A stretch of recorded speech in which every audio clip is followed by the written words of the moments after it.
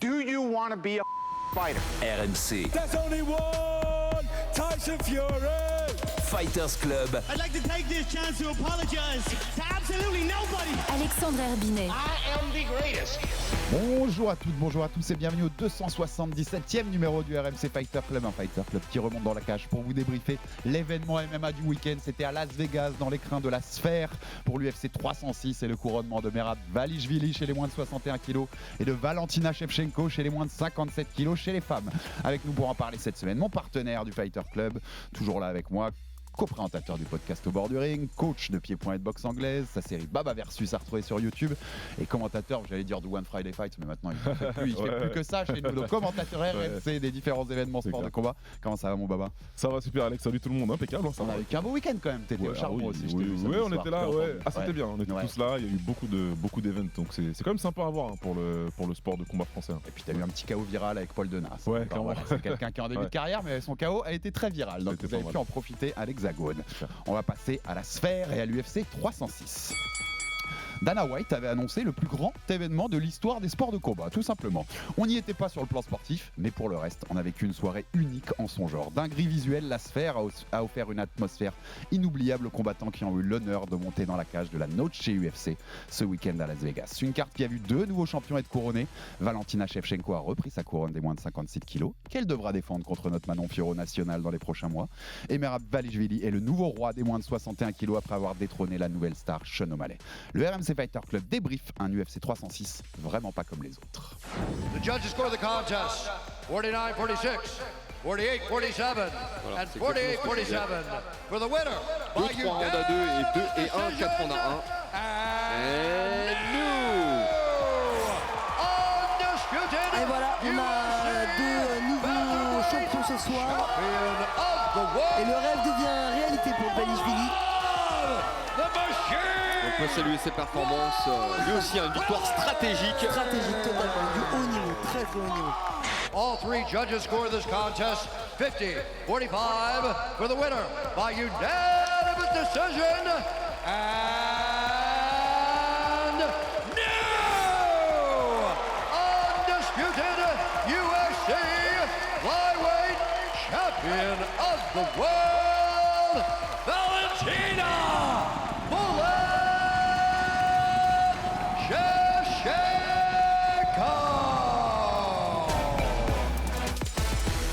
Merci à Max Abolin. Alors on va pas mis des extraits des meilleurs moments du combat parce qu'on va pas se mentir, le main comme le co-main event, c'était pas les combats les plus spectaculaires de l'année, loin de là. Ouais. Même Dana White a mis un tir en conférence de presse. Il dit j'espère que les gens qu'on veut regarder pour la première fois parce que c'était la Sphère, ils étaient là avant le co-main event pour qu'ils deviennent fans. Donc même lui il a même demandé s'il espère qu'ils étaient partis. Exactement, donc c'est quand même assez violent. Première fois pour le coup que deux titres changent la même soir en UFC depuis l'UFC 281. C'était au Madison Square Garden, novembre 2022. Alex Pereira contre Adesanya et Weili Zhang contre Carla Esparza. Donc c'est pas si commun quand même que deux titres changent dans la même soirée. Avant de débriefer cet événement, on va commencer par le show et la Sphère, ce que je citais dans l'intro. Déjà, rendez-vous tous, et je le dirai dans tous les épisodes d'ici le 28 septembre, rendez-vous tous sur la chaîne YouTube RMC Sport Combat pour voir le film Le Flambeau sur l'UFC Paris, signé Amin Mohamed, Anthony Sterpini, Valentin Thier et les équipes de Laurent Salvaudon. 1h25, un petit bonbon pour découvrir. Vous avez les 9 personnages français de l'UFC Paris, vous en avez un petit focus sur chacun, donc vous avez c'est sympa, c'est bien fait. Moi, je l'ai fini hier soir et franchement, chapeau. Chapeau très bien fait. Et notamment, la conclusion, c'est une des plus belles de l'histoire. C'est cool. La conclusion, quand t'es encore un peu dans l'esprit des JO de cet été, elle te met quelques frissons. Donc bravo aux équipes du film et allez voir ça sur la chaîne YouTube, donc RMC Sport Combat. On va commencer par le show, Baba. C'était à la Sphère. J'ai dit dans l'intro, Dana avait annoncé un événement, le plus grand événement de l'histoire des sports de combat. Il a tort sur le plan sportif, on va y revenir. Par contre, quelle dinguerie visuelle. Alors j'ai vu passer des critiques. Petit clin d'œil à Lucas d'ailleurs, quand on a mis quelques-unes sur les réseaux. Mon petit frère Lucas. Je peux comprendre le critique des côtés kitsch. Il y avait certains tableaux où c'est vrai que le côté, t'as un petit peu un côté, bon, c'est un peu kitsch ce qu'il montrait. C'est des grands clichés sur le Mexique, c'est très, c'est les grands fils, tu vois. Par contre, c'est une dinguerie visuelle. Moi, j'ai eu 3 personnes qui étaient dans la salle. Ils m'ont dit, on n'a jamais vu ça. C'est un spectacle absolument fabuleux. C'est-à-dire qu'en fait, ce qui rend pas assez hommage la télé, c'est le côté incurvé de l'écran. C'est que quand tu es en dessous, en fait, il y avait 2-3 plans de caméra qui le montraient, tu as l'impression que des trucs te tombent sur la tête. Ils m'ont dit c'est phénoménal comme expérience à vivre, c'est un truc immersif comme jamais on a vu, tout simplement. Et pour le coup, pour connaître un peu la prod télé, c'est une dinguerie totale de faire ça. C'est-à-dire de faire respecter, tu vois, les tailles, les trucs, pour que tout soit visuellement beau sur un écran incurvé aussi grand. C'est fort. 16K, c'est absolument fabuleux. Donc je peux comprendre 2-3 critiques sur le côté kitsch, mais bravo, c'est un truc, on n'avait jamais vu ça, tout simplement, Baba. Non, je pense que c'est... Après, pour nous, derrière la télé, déjà c'est beau, ça rend beau visuellement, mais c'est sûr qu'on ne peut pas se rendre compte aussi bien que ceux qui étaient à l'intérieur. Et je pense que tout était là. Toute la magie était pour ceux qui étaient dedans. C'est une salle où il faut être dedans, voilà, je pense, faut être clairement. dedans, c'est tout. Il faut être dedans et je pense qu'il fallait être là pour le vivre. Nous, on l'a vu à la télé. Et c'est vrai que ça rendait bien au niveau de la cage. Ça donnait une impression d'aération. Tu avais l'impression qu'ils étaient en train de combattre en plein air en fait, parce que c'était très éclairé, c'était très animé, donc c'était sympa à regarder aussi. Ça fait un peu de changement quand même, parce que d'habitude on voit toujours la même cage avec le même visuel sombre derrière, tu vois rien. Donc, c'est ça. On dit toujours que si c'est à Vegas ou à New York ou au Brésil, c'est la même chose en fait. Et là il y avait quand même une petite différence, donc c'était plutôt là, sympa. Tu sais que t'étais à la sphère. Voilà. Moi je veux dire, même on est assez critique sur l'UFC, Baba, toi et moi, quand il faut, tu vois, à raison. On s'embête un peu des fois sur l'uniformité, on l'a déjà dit dans cette émission de l'UFC. Les 100 cartes à l'Apex, là, où t'as pas de public, où tout se ressemble. Même les combattants, on l'a dit ici, qui sont de plus en plus complets, donc qui malheureusement se ressemblent un peu tous. On n'est plus dans le MMA de l'époque où t'avais des vraies oppositions de style. Là, pour une fois, tu vois, je peux les critiquer sur plein de trucs, mais ils ont fait quelque chose de neuf, de nouveau, qu'on n'avait pas vu avant. C'est pas un truc qu'il faut refaire toutes les semaines. D'ailleurs, Dana White a confirmé que c'était un one-shot. Rapidement, ça deviendrait trop redondant, à mon avis. Mais sur un one-shot, c'est bien d'avoir fait autre chose, d'avoir proposé un spectacle en plus du sport. Et il fallait le faire, il fallait le faire. En tout cas, c'était bien de l'avoir proposé, de l'avoir fait. Encore une fois, moi je pense que c'est surtout les personnes qui étaient là-bas qui ont pu apprécier et se dire, il y avait sûrement beaucoup d'habitués de l'UFC dedans. Bon après, c'est des habitués qui ont de l'argent dans les poches parce que c'était pas donné. Je pense aussi qu'il y avait beaucoup d'investisseurs de l'UFC dedans. Je pense que c'était un spectacle très dirigé vers eux. Il y avait beaucoup de choses qui se jouaient, en tout cas avant-hier soir. Et voilà, moi je pense que c'était bien de le faire. Et puis comme tu le dis, moi c'est vrai que l'uniformité c'est quelque chose que je déteste. C'est pour ça que ça me saoule de voir toujours le même setup, la même carte et que tu sais même pas dans quelle partie du monde tu es. On en perd, moi je le dis honnêtement, j'en perds un peu mon amour pour le MMA à cause de ça aussi. C'est trop uniforme ces dernières années. Voilà, en tout cas moi les entrées me manquent, le spectacle me manque, le show me manque. Donc quand il y a un événement avec du show, je serai toujours content parce que c'est de là d'où je viens. Moi je viens du sport de combat des années 90, c'est comme ça que j'ai grandi, avec beaucoup de show, avec des entrées spectaculaires, avec du spectacle, même si c'est des fois effectivement, et on en discutera avec Lucas au bord du ring, des fois ça peut être kitsch, évidemment, c'est normal. C'est kitsch, clairement. Mais le kitsch aussi, le kitsch fait partie du sport du combat. Le kitsch fait partie de ça, et même si des fois ça nous fait sourire en coin un petit peu, c'est quand même bien. C'est quand même bien qu'il y ait eu du spectacle, et c'est le point positif de cette soirée. C'était ce qu'il fallait retenir, parce que il y a du négatif. C'est pour ça que je veux parler du positif. On va y aller aussi. Et pour ceux, parce que c'est vrai qu'on peut être un peu déçu au début sur les prélims. On a commencé on diffuse les 2 dernières heures de prélims sur RMC Sport. On avait plein de messages, mais la sphère, ils n'utilisent pas les écrans, il y a rien. Faut se rendre conscience qu'en fait, aux États-Unis, la main card, c'est ça qui passe sur ESPN. Donc le show, c'est la main card en fait pour eux. Les prélims avant, c'est pour ceux qui viennent dans la salle avant et pour les fans de MMA qui regardent. Mais ce qui était important, c'est le show qui commence les 3 heures de main card, un peu plus d'ailleurs. Il y a eu près de 4 heures avec tous ces spectacles. Mais tu vois, ce que je veux dire, c'est que c'est ça l'important pour les Américains. Faut jamais l'oublier. C'est la main card. Donc c'était normal. Et même dans tous les tableaux, pour dire, c'était très kitsch, mais bravo à eux. Ils ont rendu un hommage à tous les plus grands boxeurs mexicains de l'histoire. Et il y avait même De La Hoya. Quand on connaît le bif entre De La Hoya et Dana White, plutôt classe de leur part. Et puis ils ont mis Salvador Sanchez, ils n'ont pas oublié. Ça c'était important. Oui, c'est vrai que voilà, sur ça ils ont été bons. Et puis ça veut dire ce que ça veut dire, c'est que Dana White n'a pas participé à l'élaboration de ça. Sinon il y aurait eu des problèmes. On est d'accord. Donc non, c'est bien, ça aussi c'est bien, ça a été bien fait. Au moins on était dans le thème. Parce qu'on en a parlé dans l'épisode de preview, c'était Riyadh Season Noche UFC, donc le thème du Mexique avec le main event et le co-main qui n'impliquait pas qui avait une mexicaine certes, mais bon. Non, mais on est d'accord. C'était un peu compliqué. Donc là, au moins, ils étaient dans le thème, le show était dans le thème, et je pense que les fans mexicains qui ont décidé d'aller à l'UFC plutôt qu'au combat de Canelo ont pu être contents. Ouais, complètement. Et je pense que c'était très tourné vers pour le coup, plus que le show de Canelo, c'était vraiment un hommage au Mexique donné par l'UFC. Oui. Alors les combattants mexicains ont fait 1-6 sur la soirée, une victoire sur défaite. Donc ça c'est. Mais bon, ils étaient à Vegas. Ils n'étaient pas non plus chez eux. En fait, quand on regarde, ils n'étaient pas chez eux. Ils étaient à Las Vegas. C'était une soirée sur leur thème. Et pour aller jusqu'au bout, la prod n'était pas sans faute. Parce que Oh là les là. Américains, Quel Terence Crawford n'est pas Kendrick Oh là Lamar, là, les gars. ouais, pas du mais tout. vraiment, Du là, tout, du tout. On peut pas. Quel manque de ouais. respect, c'est quand même un des 3 meilleurs boxeurs de la C'est- planète, quoi. tu Franchement, vois. pour moi, c'est très grave. Hein, Ouais, sérieux. Hein. donc ils l'ont C'est très confondu grave. pour ça qu'ils n'ont pas eu passer. Ils l'ont confondu avec le rappeur Kendrick Lamar. Je suis désolé, mais j'en parle tout le temps avec d'autres, avec des collègues avec qui on travaille ici, que ce soit Antoine, toi ou d'autres. Mais vraiment, c'est pas difficile de trouver des mecs qui connaissent un minimum la boxe ou qui sont passionnés. C'est pas difficile de trouver des gens qui connaissent la boxe et qui sont en même temps capables de travailler dans ce type de boulot, de visuel, etc. Donc ouais, Mais le confondre avec un rappeur, ils ont rien à voir. ça me fascine, Baba. Il y a un C'est- mec en régie, tu vois. Ouais, Il y a un ouais, mec qui en était régie content qui à de un lui, moment hein. s'est dit. Mm. Ça, c'est Kendrick Ça, c'est Lamar. Kendrick Lamar. Ça, c'est Et Kendrick je Lamar. recoupe avec personne. Voilà, et personne autour n'est tilté du tout. Ouais, Bref, parenthèse fermée, mais c'est assez lunaire. Et la note chez UFC, donc ce week-end, enfin, on vous en a parlé dans l'épisode d'avant, que vous pouvez retrouver les dessous, pourquoi aussi ils ont pris cette date-là depuis l'an dernier. Donc, Dana White a annoncé qu'il y aurait une prochaine note. T'as pas vu ce qu'il a dit en conf? Où est-ce qu'il voulait la faire? J'ai vu qu'il parlait du Mexique, qu'il parlait Il de veut la la nouvelle. faire à Guadalajara. Voilà, Guadalajara, il y a une nouvelle enceinte toute moderne. apparemment, voilà, j'ai vu ça. Guadalajara, c'est J'ai la vu ça. ville de Canelo. Ouais, Donc ouais, ils peuvent nous dire ce qu'ils veulent, mais ils ont pas aimé la concurrence Non, de Canelo. même s'il a ils ont voulu. pas aimé du tout. C'est du Dana White dans le texte. Il a félicité Canelo d'avoir fait de l'argent. Ouais. Littéralement. Il a dit voilà, c'est bien, il a choisi cette date et il a fait de l'argent, mais l'année prochaine, on va essayer d'aller chez lui. Bonne chance. Ouais. Tu connais Canelo, hein, peut le titi, hein. Il peut lui aussi dire bah vas-y, moi parce qu'il en a déjà fait des combats à Guadalajara, il est capable d'y aller Canelo. Ah aussi. bah moi si tu me lances dans le jeu des projections, il peut se passer beaucoup de choses en un an, Alex, beaucoup de choses, dont un combattant star de l'UFC qui peut-être ne sera plus sous contrat à l'UFC à ce moment-là, on sait pas, il peut se passer beaucoup de choses et peut-être que Canelo décidera enfin de boxer ce mec-là chez lui. Il en parle, hein. Et Il en là, a parlé de et là, McGregor. le pied de nez, il On serait parle de intéressant. Conor McGregor, si vous entendez Tu pas. vois, donc il Et peut vous se passer beaucoup de choses. Et avec ce qu'on dit là, vous comprenez mieux ce qu'on vous explique depuis quelques semaines sur le fait Ouais. que McGregor, l'UFC n'est pas du tout pressé de le faire combattre Exactement.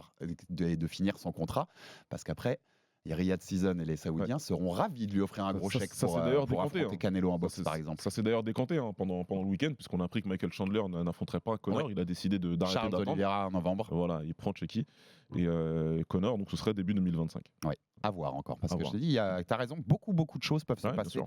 autour de tout ça.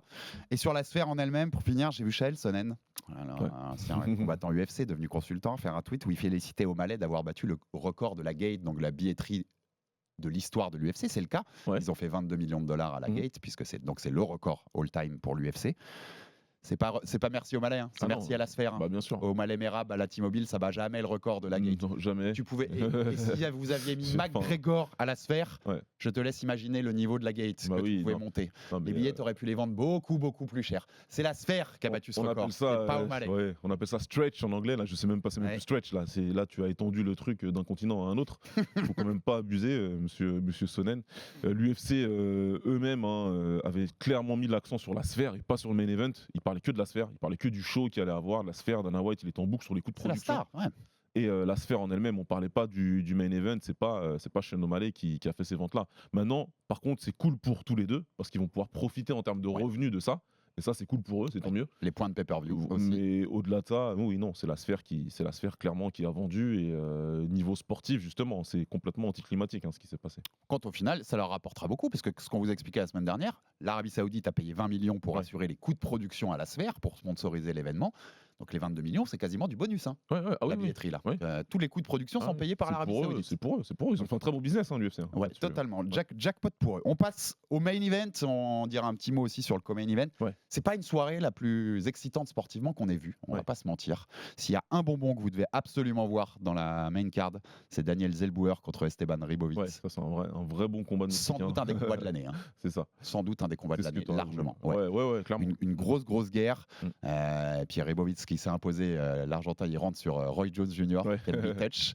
Roy Jones est dans la salle, il chante. Je sais pas si tu as vu, Roy Jones est venu le voir dans les coulisses. Ah non, j'ai pas vu, non. Il est venu le voir pour le féliciter. Il lui a promis que le prochain combat de Ribovic, il vient avec lui, il fait l'entrée au micro c'est sur cool. Ken Bitech. Voilà. C'est cool. Ça nous parle. On sait qu'avec Baba, Roy Jones Jr., il a une place spéciale dans nos cœurs. Donc, il est tout en haut. Il est exactement. Donc, c'est le bonbon de la main card. Si vous l'avez pas vu, allez le voir. C'est un combat fabuleux à aller voir. C'était en tout début le deuxième combat de cette carte principale. Le main event, donc la victoire du Géorgien Merab Dvalishvili, nouveau champion des moins de 61 kilos, décision unanime, 2 fois 48-47, une fois 49-46, qui détrône donc Sean O'Malley.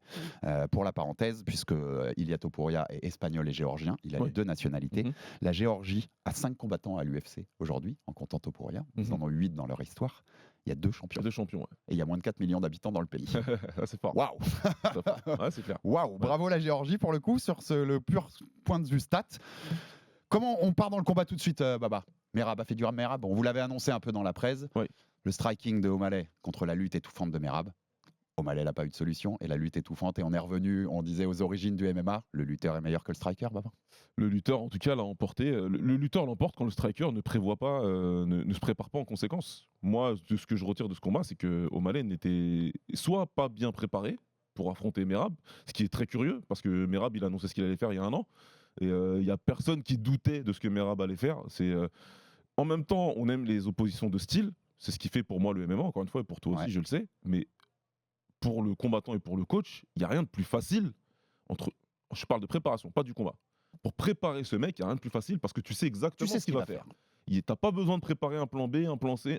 Tu sais ce qu'il va faire, le combattant. Alors, c'est marrant que tu ouvres la parenthèse du coach, parce que Tim Welch, le coach d'O'Malley, on peut parler de ça. 1 an qu'il parle de Merab en disant avec ton style chiant qu'on va annuler, qu'on va battre facilement. Il aurait peut-être fallu faire le travail. Tueur d'humilité, Tim Welch. Hein. Il aurait peut-être fallu faire le travail au lieu de se concentrer sur parler à Merab pendant le combat. Parce qu'il l'a fait une fois et il pense réellement que c'est lui qui a perturbé Aljamain Sterling, probablement. Donc ça veut dire que déjà, il a enlevé des qualités à son combattant, parce que c'est son combattant qui a gagné le combat dans la cage et c'est pas lui qui a gagné parce qu'il parlait en dehors de la cage. Là, il vient le refaire.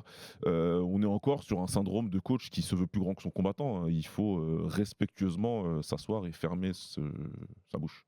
C'est mieux comme ça. Hein. C'est mieux pour les coachs. Et c'est un coach qui parle. C'est pas. C'est le combattant la star. C'est le combattant qui est à l'intérieur. C'est pas au coach de venir parler comme ça.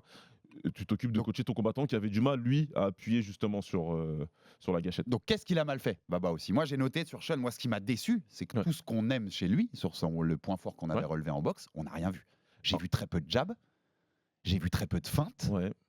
J'ai vu très peu de hand fighting. Il a très peu, alors que c'est quelque chose qu'il utilise très très bien pour le coup. En fait, j'ai l'impression qu'il s'est privé de sa propre initiative.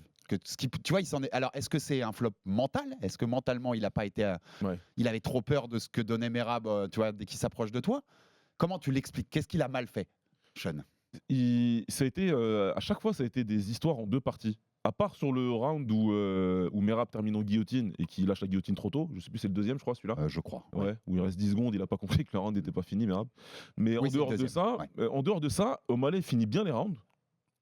Et là, tu te demandes pourquoi il fait pas ça depuis le début du round. Il se déplace très bien latéralement, il essaie de jamais reculer en ligne. Il y a des fois où il va se coller contre la cage en début de round, là tu comprends pas. Donc en début de round, ce qu'il fait, c'est qu'il recule lui-même, il se colle contre la cage, il attend que Merab vienne le chercher, il va attaquer de façon prévisible, et donc Merab va pouvoir à chaque fois timer un takedown et commencer à travailler. Et puis en fin de reprise, sur les dernières minutes, 30 dernières secondes, il va se déplacer latéralement, il va feinter, il va utiliser son bras avant, il va utiliser son type qui est très bon. Ses qualités, quoi. Et là, il va poser des problèmes à Merab, il va commencer à toucher, parce qu'il a touché régulièrement dans le combat. On le voit, hein, Merab, il termine le combat assez marqué.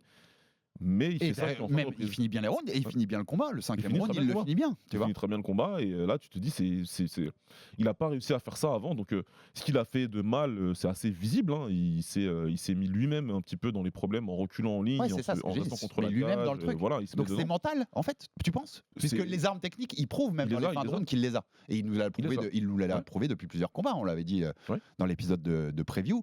C'est un combattant d'élite, il l'a montré. Il sait faire, il sait clairement faire. Donc il s'est lui-même auto-saboté en fait. C'est pas les armes, c'est pas techniquement les armes. Techniquement, au contraire, au fil du temps, au fil de sa progression à l'UFC, il s'est fabriqué un jab, un bras avant qui est un travail de feinte, un travail pour piquer avec, ressortir, attirer son adversaire, sortir son genou arrière en le masquant le plus possible. Donc il n'y a pas de step avant qu'il l'envoie, il fait tout ça très bien.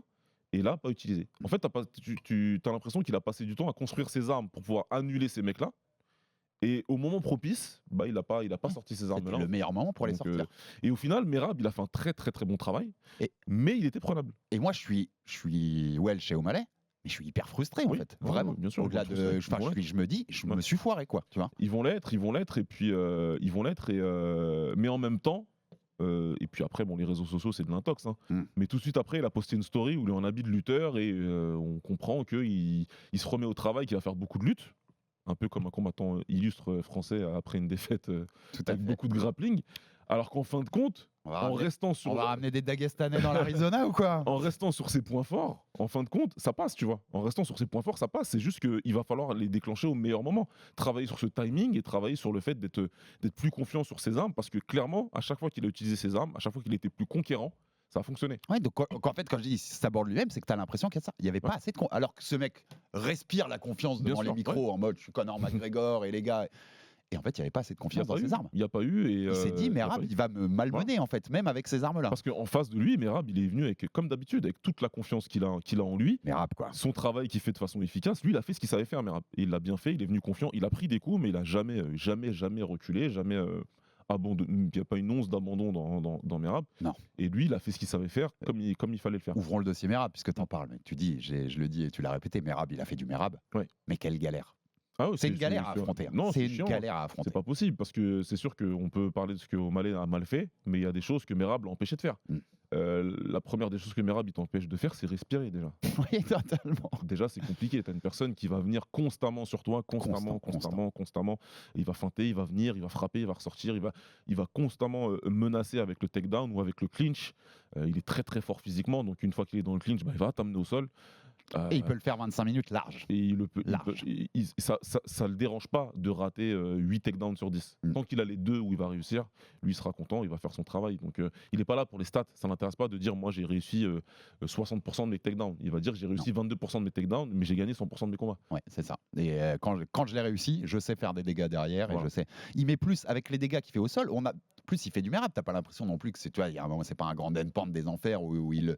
Mais Non. il met plus de frappes significatives Ouais. que O'Malley n'en tente dans tout le combat. Ouais, bah, Il y a que c'est- 82 tentés par O'Malley, 89 réussis par Merab. C'est ça. Il va faire plus. Merab, il fera plus que toi. C'est vraiment le plus 1 par excellence où il va dire moi, pour gagner le combat, je vais faire plus que ce que tu vas faire. Et je vais faire beaucoup plus que toi. Et c'est l'avènement de ces mecs-là. Parce qu'on a Belal qui vient de faire la même chose à Leon Edwards. Et on a des gars, on a des charbonneurs, on a des ferrailleurs, comme l'aime bien dire notre ami Samir. Un gros big up à lui. Ça, c'est des ferrailleurs typiques, tu vois, où les mecs, ils viennent, ils font leur travail à la salle, ils font leur travail en préparation. Et même s'ils vont évidemment travailler sur leurs points faibles, quand ils viennent dans la cage, c'est pour imposer leur volonté. Mm. Ils vont pas travailler par rapport à ce que toi tu vas faire. Ils vont imposer ce qu'eux J'impose veulent mon faire. jeu. Ouais. Et c'est à toi de t'adapter en fait. Si tu t'adaptes, c'est que tu as été meilleur qu'eux et tu les as battus. Point barre. Sinon, tu vas passer une mauvaise soirée. Ouais, non, mais je suis totalement d'accord.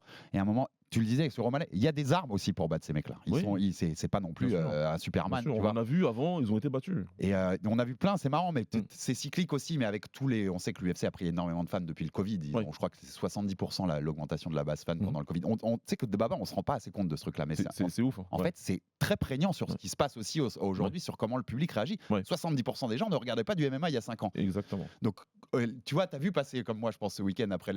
Oh là là, Merab, Belal, on va s'embêter. Et les mecs, c'est ça le MMA. Ils ont plusieurs MMA, c'est les arts Ça martiaux évolue. mixtes. Il n'y a Oui. pas qu'un art martial, tu mixes tout.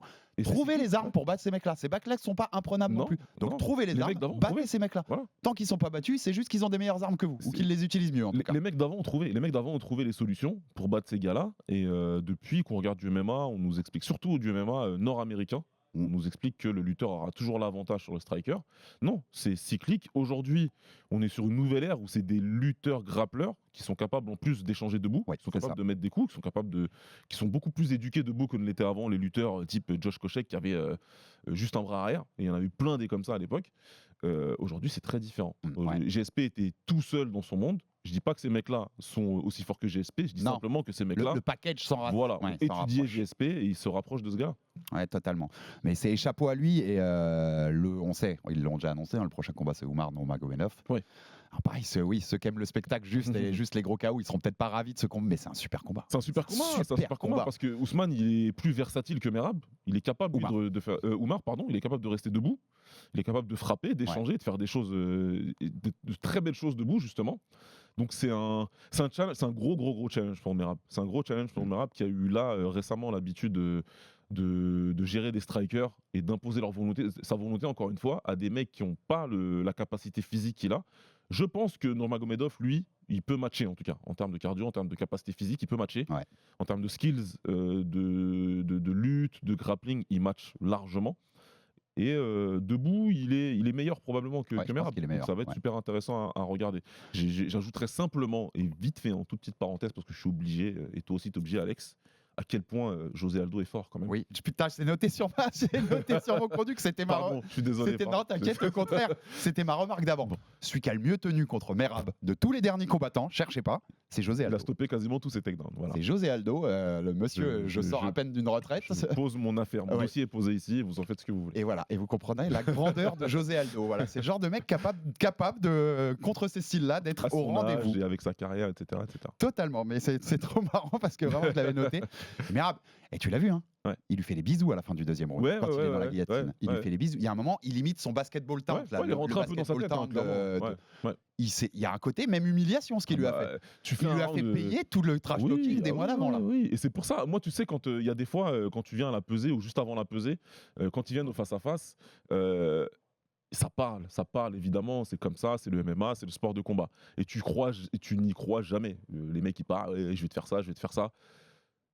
Mais il y a certaines occurrences où tu sais que ça va se passer. Quand Francis a dit à Alistair Overeem, tomorrow you go to sleep. Oui. Moi je l'avais ressenti ça, j'ai dit oui c'est vrai.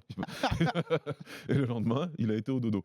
Et quand Merab lui dit à demain, il lui dit simplement à demain, maintenant c'est fini. Maintenant on se voit demain et tu verras demain ce que je vais te faire. Ouais, tu sais que oui, ça va se passer comme ça et que Sean, ça va être compliqué pour lui. Et tu sais que tu l'avais ressenti, puisque c'est le combat le plus connu de l'histoire du MMA. Ouais. Tu l'as ressenti avec Khabib et Conor. Ouais, mais complètement. Au face à face, tu sais au regard de Khabib sur Conor. Ouais, on va demain. Avec le sourire, tu vas passer un très mauvais moment demain. Dans un smash sur boy, voilà. Là tu dis ouais, c'est vrai. Tu vas passer un très mauvais moment demain. Mais je te comprends totalement. La même chose. Ouais. Et puis lui, même, il avait peut-être un peu trop, il s'amusait peut-être un peu trop, mais à un moment donné, tu vois, à dribbler tout ça. Même lui, il s'est rendu compte après les bisous et qu'il avait perdu un petit peu le contrôle du temps sur ces 10 dernières secondes. Ça aurait pu lui coûter cher. Ça aurait pu lui coûter très cher. Parce que Sean il frappe. Et voilà. Sean il l'a vu, il se relève, il essaye de lui mettre le coup de suite. S'il met le bon coup, bien placé, ça peut lui coûter très très cher. Et là, on rigole pendant des mois et des mois de ce qui s'est passé. Donc bon. Et sur les bisous, Merab dit 2 points. Je voulais lui montrer que je dominais, que je contrôlais, que je l'avais brisé. C'est tout ce qu'on vient de dire. C'était vraiment un truc. Il a pris un avantage psychologique, tout simplement. Mec, aujourd'hui, tu me battras pas. Aujourd'hui, je vais t'étouffer et t'as pas de solution contre moi. Pour conclure juste sur O'Malley, parce qu'il l'avait dit dans la semaine. Petit message, il m'entendra pas, il écoute pas le Fighter Club, mais avant de penser à devenir Conor, pense à devenir Sean O'Malley en fait. Oui, ça aurait été. Ouais. On peut dire ce qu'on veut de Conor, je suis pas le plus grand des fans, mais Conor, quand il est dans son prime et quand il est monté en puissance vers le sommet, il disait pas je veux être un tel ou être un tel. Ouais. Il faisait du Conor McGregor, tu vois. Et avant de penser à être Conor, gagne tes combats, fais tes choses. Oui, va trop loin. Il a dit cette semaine, Ilias Topuria is my Eddie Alvarez. Ça aussi, je l'ai entendu. Donc Topuria et mon Eddie Alvarez sont entendus pour ceux qui n'ont pas l'histoire. Eddie Alvarez est l'homme que Conor a affronté pour devenir double champ, le champion des légers à l'époque.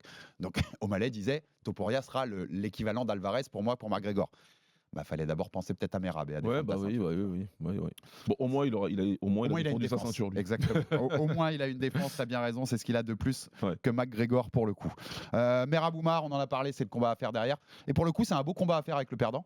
Oui. O'Malley Sandhagen, c'est voilà. On en parlait déjà avant la défaite, donc c'était un combat super intéressant, il faut le faire. Très intéressant. Ouais. Et tu vois, pour le coup, ça donne 2 très beaux combats à la fin de ce main event. On passe au co-main, alors très vite sur le plan sportif. Donc Grasso Shevchenko 3, la championne c'était Alexa Grasso, on le rappelle, depuis le match nul l'année dernière à la Noche UFC. Elle l'avait pris en mars, puis match nul pendant la revanche à la Noche contre l'ancienne reine de la KT, Valentina Shevchenko. Pourquoi on dira pas grand-chose sur le combat? Parce que regardez un round, vous aurez vu les 5 en fait. Ouais, exactement. Suffit de regarder 5 minutes, vous aurez vu les 25. Tu remets en repeat, c'est ça. Valentina Shevchenko avait un game plan. Elle est venue pour lutter, pour la contrôler. Il n'y avait pas de défense de lutte en face. Franchement, Grasso, c'était même un peu triste à des moments parce qu'elle avait 0 arme en fait pour une championne UFC. Elle avait 0 arme pour contrer ce qu'on lui proposait en face. Forte et opportuniste dans le grappling, sur la lutte. Elle l'avait montré dans le premier où elle lui prend le dos et l'étrangle sur une opportunité. Non, c'est pas un beau combat. C'est pas un combat qui va vous faire aimer le MMA. Mais le travail est fait pour Shevchenko qui reprend sa ceinture. C'est rare de reprendre une ceinture pour le. C'est pas un feat qui est fait très souvent. Nunes l'avait fait chez les femmes. Izzy l'a fait chez les hommes. C'est compliqué. C'est pas si facile que ça. C'est compliqué et ça redonne encore une idée de la grandeur de la combattante. C'est vrai que ce qu'elle a pu accomplir dans sa carrière en sport de combat, que ce soit en Muay Thai et puis derrière en MMA, c'est très fort. Et puis la plupart des grands combattants, GSP et compagnie, ont perdu leur titre et ont l'occasion de le reprendre et l'ont fait. Et de façon en plus assez claire et nette. Donc c'est ce qui s'est passé pour ce combat-là.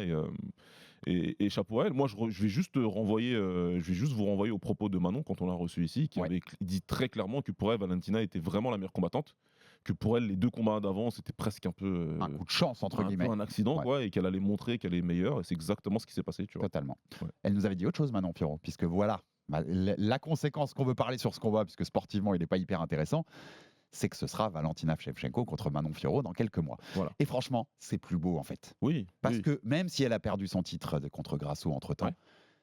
pour aller prendre la ceinture, tu vas taper quand même la légende. Ouais, tu prends la Tu meilleure. vas Celle prendre qui a la dominé. meilleure, celle Ouais. qui était la meilleure de l'histoire de cette C'est ça. KT, une des meilleures combattantes de l'histoire du MMA. Et je pense au bon moment. Parce qu'un autre truc que nous avait dit Manon et que tu as dû noter, Baba, Mhm. elle nous avait dit Valentina, c'est même si elle la voyait supérieure à Grasso, c'est plus la Valentina d'il y a Oui. quelques années. Ouais. Et ça se voit, je trouve. Même sur le striking, elle est un peu robotique. Je sais pas ce que tu en penses par rapport, Ah, elle a par pas- rapport à une certaine époque. Ah oui, non, mais alors, Alors moi, peut-être que c'était aussi spécifique à Grasso, mais non, encore non, non, plus non, qu'à non, une certaine non, époque. Vraiment, on va dire. vraiment. De toute façon, depuis qu'elle est arrivée à l'UFC, et c'est la même chose qui est arrivée à Johanna Jedrzejczyk, c'est que vraiment, en termes de striking, et easy derrière, c'est des kickboxers d'élite qui arrivent ensuite en MMA et qui, au fur et à mesure, perdent, Ouais. qui font un petit peu leur spécificité en striking. Et c'est vraiment ce qui arrive à Valentina. Ouais. Elle, en termes de striking, elle est. C'est un peu particulier parce qu'elle a un peu régressé, entre guillemets, à un niveau où les meilleures strikeuses en MMA peuvent la battre maintenant dans ce domaine-là. Franchement, On en est là. ça m'avait déjà marqué un petit peu sur des combats, mais là, ça m'a marqué vraiment. Sur certaines on en est là, phases ouais, bien sûr. de ce combat-là, j'ai dit waouh. Ouais, Il y a des choses une, qu'elle il y a fait, une vraie, la régression est visible. Quoi. Ouais, ouais. Quand tu prends ce qu'elle a fait à Jessica Hay, par exemple, où c'est du striking 101, mais vraiment d'une combattante qui vient d'un sport de pied-point, là, c'est complètement différent. Ouais. Donc voilà, donc on aura Manon Fiorot, Valentina Shevchenko. Un tout petit mot, on aura le temps, on va faire des épisodes pour parler de ce combat quand il arrivera. Baba, ça donne envie, clairement. Moi, voilà, je vais être clair, c'est marqué sur ma feuille. On va avoir la première championne française incontestée à l'UFC dans quelques mois. Pour moi, je si elle se pense prépare que bien, la Manon Fiorot bat la Valentina Shevchenko qu'on a vu samedi. Je Pour pense moi, qu'elle si elle se prépare bien, qu'il n'y a pas de blessure, pas de bobo, qu'elle a un temps de préparation suffisant, mais normalement ça devrait le faire, puisque l'image sur cette catégorie est très claire. Il faut juste laisser le temps à Valentina de se reposer, de repartir sur une prépa. Pour moi, c'est ça. Hein, c'est la seule chose qui va faire qu'on va avoir le combat un peu plus tard, donc probablement début 2025. Début 2025, quoi. Ça ressemble à ça, janvier, février, mars. Donc, pour moi, si elle se prépare bien, Manon, qu'elle a son camp de 8-10 semaines, qu'il n'y a pas de blessure, dans ma tête, ce sera pas le cas, probablement pas le cas des bookmakers, c'est tout, mais en tout cas, moi, dans ma tête, elle part favorite. Ouais, je pense aussi. Et c'est pas pour lui mettre la pression en fait, du le tout. camp, Attention. Baba, le camp, il a commencé samedi soir. Hein. Exactement. Au bord de la cage de la sphère, quand elle a regardé le combat, le camp de préparation de Manon, il a commencé ce soir. Oui, et puis je rajouterais même les 8 semaines qu'elle a fait où elle a pu se concentrer sur elle-même. Donc elle est bien, elle est très très bien Manon, il faut juste continuer sur cette lancée. Et puis a priori, voilà. Je n'en dirai pas plus, mais pour moi... Voilà, ça, moi j'ai été clair aussi et précis. Et le message, mais on le répétera d'ici là, hein, mais soyez là, tout le public français du MMA. Elle va affronter une légende absolue, comme Gane avait affronté Jones à l'époque. C'est une des 2 meilleures de l'histoire du MMA féminin, Valentina. Elle peut aller nous chercher la première ceinture incontestée. Soyez tous derrière Manon Fiorot dans quelques mois, là, parce que c'est hyper important pour le MMA français ce qu'elle va faire. Elle affronte une légende du MMA qui est aussi une légende du Muay Thai. En tout cas, en termes dans ce sport, du côté féminin, il y a très peu de combattantes qui ont fait autant qu'elle a fait. Bon, on a fait le tour sur l'UFC 306, mon Baba, en 2 petites minutes, parce qu'on avait fait un épisode double, comme il y avait Canelo en face et qu'on le passait sur RMC Sport. Un petit mot, Canelo, donc il s'est imposé par décision unanime, 12 rounds à 0, hein, 120 107, contre Edgar Berlanga, l'Américain d'origine portoricaine. En fait, j'ai l'impression que Canelo, c'est toujours... Il est fort, c'est un des meilleurs de sa génération, donc de toute façon, Canelo reste un des meilleurs. C'est plus du tout le Canelo Prime. Il a plus ce petit truc en plus pour éteindre les mecs. Ouais, voilà, normalement ça finit. Quand il envoie le tapis, normalement ça Berlanga, ça doit être... Le Canelo d'il y a 4 ans, il finit Berlanga. Normalement ça termine. Il a on est sur la pente descendante tout doucement, il a toujours sa magie, il a toujours la magie des plus grands combattants. Il a toujours la magie des plus grands combattants, donc il est capable de dominer ces combattants-là, il est capable même de les envoyer au tapis. Moi je te dis, c'est ce qu'il fait. Il le fait tellement bien et on sait qu'il va le faire. Et quand il prend le down, Berlanga, c'est marrant parce que tu sais qu'il se frappe les gants en mode mais je savais qu'il allait me le faire. La feinte au corps pour remonter à la tête avec le crochet du bras avant, je sais qu'il va me le faire et je le prends quand même. Ça veut dire ce que ça veut dire, tu vois. C'est qu'il arrive à le faire à la perfection. Derrière, il contrôle la plupart du combat. J'aime bien le fait que ce soit emballé à la fin, que Berlanga il est un peu plus cru en lui. Plus que Charlot, plus que d'autres avant lui, il a essayé de croire en ses chances en tout cas. Ouais, beaucoup plus qu'un Charlot. C'est intéressant. Maintenant, le combat s'est passé à peu près comme on pensait que ça se passerait. Canelo, il a 34 ans, il est sur la pente descendante, il combat depuis qu'il a 15 ans. Ça fait quand même très longtemps maintenant qu'il combat en professionnel. Combat professionnel, c'est anachronique dans la boxe moderne. Hein, c'est une grosse carrière, donc il ne en reste plus beaucoup. Je sais pas du tout Le problème avec pense Canelo, que- c'est que je sais pas ce qu'il va faire. Non, mais je Voilà. pense que c'est une situation très compliquée parce que je pense qu'on est vraiment dans un moment. Je pense qu'il faut pas aller taper. En fait, Benavidez, faut plus aller le taper parce que tu peux vivre un sale moment. En fait, Ah, il est possible. Voilà. Et les mecs niveau Berlanga, Mm. peut-être d'ailleurs que je pourrais mettre un Mbili dedans.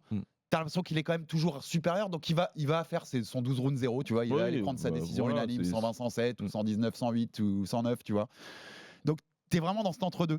Et à la limite, bah, peut-être fais Crawford en fait. Parce qu'au moins c'est un spectacle, tu vois, tu vas vendre quelque chose, tu vas faire un gros chèque. Ouais, C'est bizarre hein, de dire ça, mais. Non, mais il lui reste pas grand chose d'autre à faire que de Crawford aller reprendre Bivol parce que lui, il le veut. C'est sa volonté. Si Voilà. Bivol bat Beterbiev le Lui, 2 il le veut. octobre, je vais affronter Bivol parce qu'en plus il sera ça. champion incontesté, donc pourquoi pas si je le Et bats. je Bivol, il viens. refusera pas. De toute façon, si le mec vient le chercher et qu'il sait que de toute façon, ça fera une très grosse soirée business, Bivol, il le reprendra sans problème. Mais c'est clair que voilà, on est sur une situation où ce serait bien que les fédés qui lui ont laissé sa ceinture le mettent en champion émérite, super champion. Ouais. Appelez ça comme vous voulez. Vous laissez les jeunes qui arrivent se battre entre eux pour récupérer les ceintures normales, entre guillemets, les ceintures de champion du monde. Et lui, il va faire ses super fights, il va faire ce qu'il a à faire. Au mois de mai, pour son Cinco de Mayo, ce sera Bivol s'il a battu Beterbiev. Oui, S'il s'arrange, ça, parce qu'il est très frustré. visible. En plus, il Ouais. était blessé dans ce combat. Enfin, il veut sa revanche, même si je pense que ça va très mal se passer. Oui. Et heureusement que tu n'as pas dit que tu affronterais Beterbiev s'il tape Bivol, parce que là, ça va très, Il très, faut très, jamais très mal se passer. qu'il donne le nom Non, de c'est un Beterbiev. truc qui peut vraiment finir la carrière, là, pour le coup. Donc, Non. en mai, ce sera Bivol ou Crawford, à mon avis. Voilà. On a vu Crawford, il était avec Turquie, El Chic et les Saoudiens Ouais, dans la ouais. salle de Ouais. boxe, puis dans celle de l'UFC. Enfin, il était avec Turquie à l'UFC, il était avant à la boxe. Et ils ont call out sur un live Instagram. Ils vont réussir à monter un truc. Moi, je pense. Donc, ce sera Bivol ou Crawford. Ce sera pas un Mbili. Oui. C'est malheureux pour Christian, mais ce sera pas un Mbili. Et Christian, si tu nous écoutes, prends la route de l'IBF. Je sais Ouais. que sur le plateau samedi, tu nous as dit, mais il pourrait rajouter un éliminateur avant. On s'en fout. Va Pas chercher grave. cette ceinture mondiale. Ce sera même ton meilleur truc à vendre pour possiblement prendre Canelo derrière, peut-être un jour s'il veut redevenir peut-être, champion incontesté. Moi, je le J'y crois dis, pas trop, mais voilà. Moi, je l'avais déjà dit avant. Prends je le cette redis, route voilà. IBF. Oublions le. Je ne crois pas que Canelo veuille ce combat. Je connais pas Mbili. On sait très bien que Canelo est un étudiant du game. Il connaît tous les combattants de tout le classement. Ils les a tous déjà regardé boxer. On sait que c'est un mec qui regarde les combats Canelo. Donc il peut plus nous mentir là-dessus. Il connaît très bien Mbili. Il en veut pas parce que ça fait pas Non, sens il en veut pas. business. Ça fait pas sens sportivement pour lui à ce stade de sa carrière. Que Christian il fait autre chose. Ouais. C'est pas grave. Prends un titre mondial. On en a plus beaucoup d'ici dans la boxe. Dans notre Ouais, pays. c'est ce serait bien que tu en aies un, Christian. Voilà, c'était notre petit conseil, Christian. Merci beaucoup, Baba, pour cette double Merci à toi, débrief. L'UFC 306, inoubliable show à la sphère. Et donc, cette victoire de Canelo Alvarez, la star mexicaine de la boxe, sur Edgar Berlanga. Abonnez-vous sur toutes les plateformes pour rater aucun épisode du RMC Fighter Club. Envoyez-nous de la force, des commentaires, des pouces bleus. Ça fait toujours avancer le bousin. Et à très vite pour un nouveau numéro du Fighter Club. Salut, mon Baba. Salut Alex. Ciao, ciao. RMC Fighters Club.